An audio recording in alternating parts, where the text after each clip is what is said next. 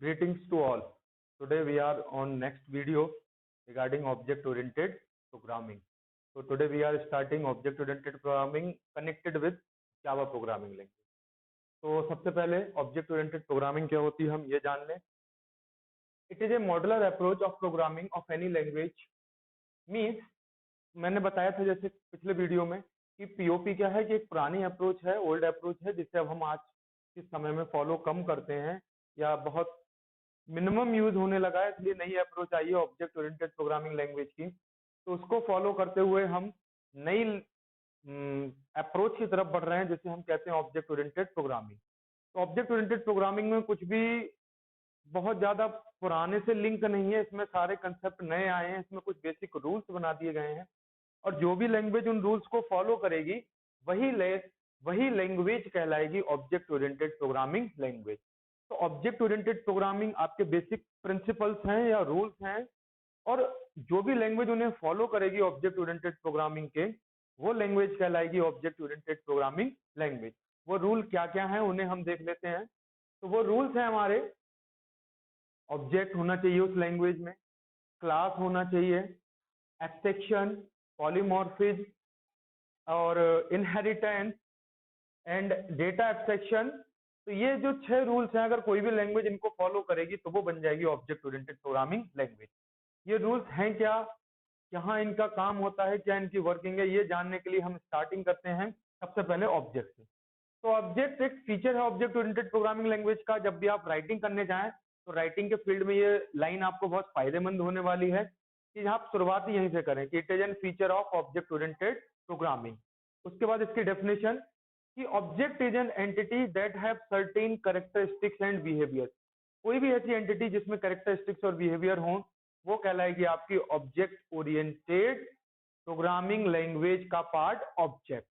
तो ऑब्जेक्ट में कैरेक्टरिस्टिक्स का मतलब क्या है, कैरेक्टर का मतलब है कि अपीयरेंस या लुक, दिखने में वो कैसा है या उसका फिजिकल लुकिंग कैसी है.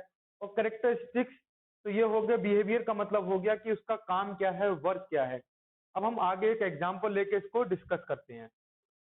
यहाँ पे हम एक ऑब्जेक्ट का एग्जांपल लेते हैं. इसमें मैंने एक जनरल एग्जांपल ले लिया है मोबाइल फोन का. तो मोबाइल फोन में कैरेक्टरिस्टिक्स और बिहेवियर को हम देखते हैं क्या हो सकते हैं. कैरेक्टरिस्टिक्स का मतलब कि मोबाइल का ब्रांड क्या है. ब्रांड मीन्स वो नोकिया का है, एमआई का है, वीवो का है या सैमसंग का है या किसी और कंपनी का है. तो ये क्या कहलाएगा, इसका एक कैरेक्टरिस्टिक. दूसरा साइज ऑफ स्क्रीन क्या है, 6 इंच का है, 5 इंच का है, 4 इंच का है. ये सारे क्या हो जाएंगे कैरेक्टरिस्टिक्स. के अलावा टाइप, बेसिक है, बेसिक मीन्स कीपैड है जिससे सिर्फ बात कर सकते हैं, या फिर स्मार्टफोन है जिसमें हम कॉलिंग के अलावा और भी बहुत सारे फीचर्स यूज कर सकते हैं. इसके अलावा इसका बैटरी बैकअप कितना है और इसमें हम ये भी देख सकते हैं कि कलर क्या है इसका. तो ये सारे पार्ट्स हो जाएंगे कैरेक्टरिस्टिक्स के. अब बिहेवियर में आ जाए तो बिहेवियर का मतलब इसका काम क्या है. मोबाइल का सबसे मेन वर्क कॉलिंग के लिए यूज करते हैं, वो तो इसका फीचर है. इसके अलावा अगर स्मार्टफोन है तो उसे हम मीडिया के लिए यूज कर सकते हैं. मीडिया मीन्स गाने सुनना है ऑडियो में या फिर वीडियो में कोई फाइल देखनी है. इसके अलावा अगर आप गेम के शौकीन है तो आप गेमिंग के लिए भी यूज कर सकते हैं. अब अगर हम जावा में इसका एग्जाम्पल देखें तो मैं एक लाइन लिख रहा हूं, scanner SC equal to new scanner system dot in. तो जैसा आपको बेसिक पता होगा स्कैनर एक क्लास है और SC एक ऑब्जेक्ट है. तो यहाँ पे जो ऑब्जेक्ट है वो हमेशा जावा में बनता है क्लास का.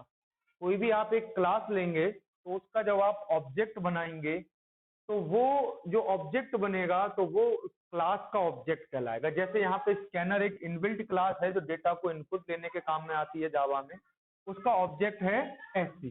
ये SC एक नाम है जो कोई सा भी हो सकता है, जरूरी नहीं है कि आप SC लें, यहाँ पे कोई और भी नाम ले सकते हैं बट वो कीवर्ड ना हो. कीवर्ड क्या है ये हम आगे डिस्कस करेंगे. अभी हम नेक्स्ट अपने पॉइंट पे आते हैं जिसका नाम है class. Okay, next topic is class. तो क्लास क्या है, class is a collection of object of similar properties. जितने भी हम ऑब्जेक्ट बनाते हैं वो किसी ना किसी क्लास के बनाते हैं जावा में. तो उसमें हम देखें एग्जांपल इसका कि कार हमने एक क्लास ले ली, तो कार से रिलेटेड जो भी कंपनियां हैं या जो ब्रांड हैं ये फैसिलिटीज दे रही हैं तो वो सारे उसके क्या बन जाएंगे, object. For example Tata. Tata एक कंपनी है जो कार देती है हमारे लिए, कार बनाती है. या मारुति है, मारुति सुजुकी, जो कि एक मैन्युफैक्चरिंग है कार की. तो ये इसके क्या हो गए ऑब्जेक्ट, क्लास क्या हो गई कार। ऐसे अगर हम टाटा कार्स ले लें, टाटा कंपनी को ले लें, अगर उसको हम क्लास की तरह कंसिडर करेंगे तो उसमें बनने वाले ब्रांड जैसे कि नैनो है, सफारी है, बोलेरो है, इंडिगा है, एक्सेट्रा है, ये सारे इसके क्या कहलाएंगे ऑब्जेक्ट।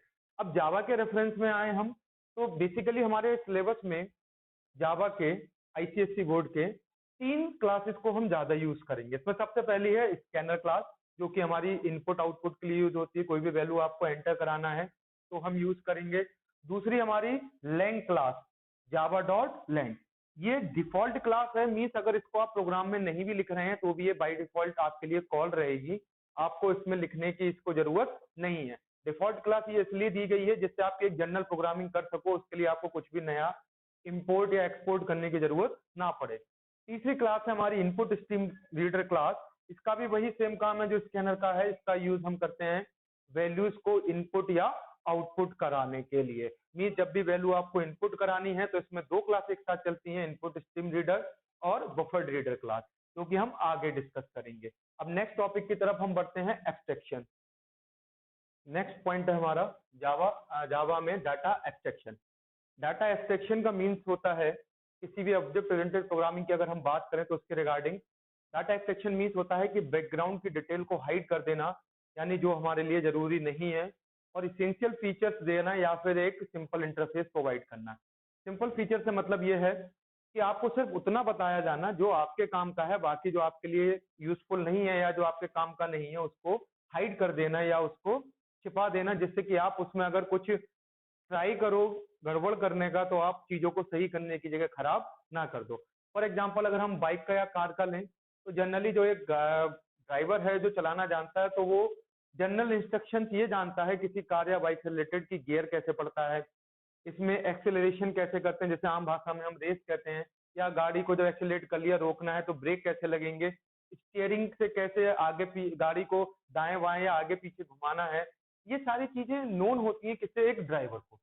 बट इंजन कैसे चल रहा है, ब्रेक कैसे अप्लाई हुए, ब्रेक इंटरनल पार्ट वर्क कैसे कर रहा है, ये सारी चीजें एक जनरल ड्राइवर को पता नहीं होती हैं, एक सामान्य बंदे को पता नहीं होती हैं। क्यों? क्योंकि ये चीजें उससे हाइड रखी जाती हैं। क्यों? वरना अगर उसे ओपन कर दिया जाएगा तो मे भी पॉसिबल कि वो उसको हार्म कर दें, या फिर वो अगर उन्हें सही करने की कोशिश करे तो और ज्यादा उसको खराब कर दे, कहीं खराब ही ना कर दे, तो इसलिए इसको क्या करा जाता है हाइड। तो इंजन कैसे काम कर रहा है इस चीज को हाइड कर दिया जाता है, या ब्रेक कैसे काम कर रहा है इस चीज को हाइड कर देते हैं हम।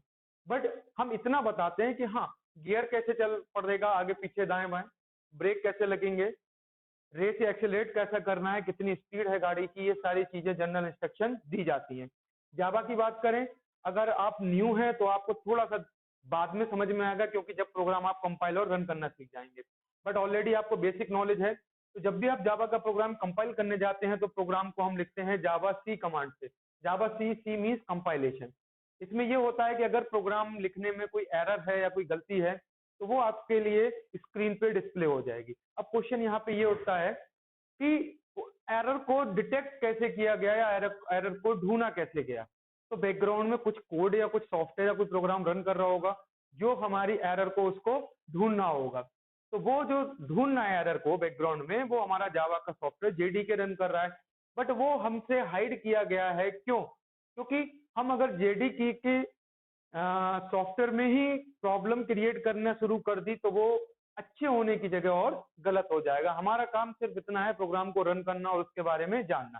तो जावा सी कमांड लिख के हम प्रोग्राम को कंपाइल करते हैं और जावा नेम ऑफ द प्रोग्राम लिख के उसको हम रन करते हैं। तो हम इतना जान जाते हैं कि कैसे हमें कौन सी चीजें बैकग्राउंड में हाइड करना है और कौन सी बैकग्राउंड से आगे हमें प्रोवाइड करना है। ये फीचर हमने क्यों पढ़ा?